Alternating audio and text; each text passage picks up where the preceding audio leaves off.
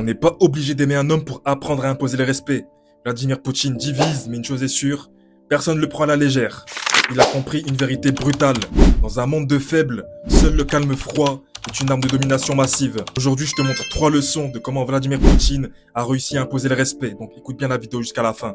Si toi aussi tu veux apprendre à imposer le respect, n'hésite pas à m'envoyer respect en DM ou à rejoindre mon groupe privé dans la description. La première chose qu'il a compris, c'est que le silence stratégique impose plus que la force brute. Poutine parle peu, mais quand il parle, le monde tend l'oreille.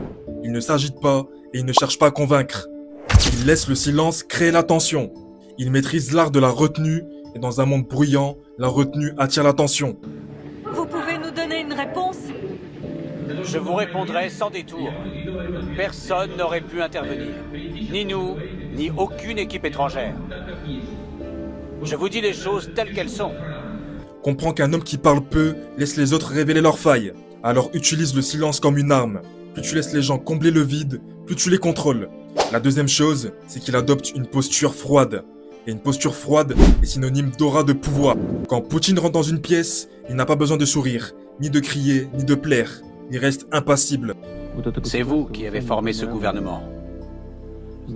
C'est vous qui contrôliez les structures politiques et assimilées. Vous êtes donc les moins bien placés pour faire des critiques. Il a compris que le contrôle de soi, c'est la base du respect. S'il ne réagit pas, c'est qu'il domine déjà la pièce. Comprend que celui qui ne tremble pas effraie ceux qui l'observent. Alors ne montre jamais trop d'émotion, surtout face à une attaque.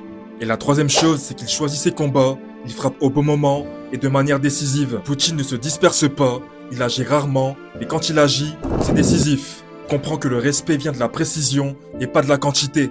Chaque mouvement est calculé et chaque décision a du poids stratégique. Temps après, Boris Berezovsky, qui vivait à Londres, a demandé l'asile politique parce qu'il avait peur d'être extradé.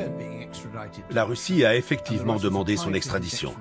Comprend que l'homme stratège n'a pas besoin de force, juste un timing impitoyable. Alors arrête de tout faire et choisis une seule mission. Il faut arrêter d'être dispersé.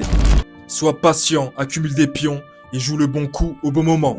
Berezovsky se disait « Je l'ai aidé à arriver là où il est et j'ai un empire médiatique. » Et il a peut-être commis l'énorme erreur de penser que Poutine était une marionnette dont il pourrait tirer les ficelles. Mais le respect ne se demande pas, il se dégage. Et dans un monde d'hommes émotifs, le calme glacial est ta plus grande force.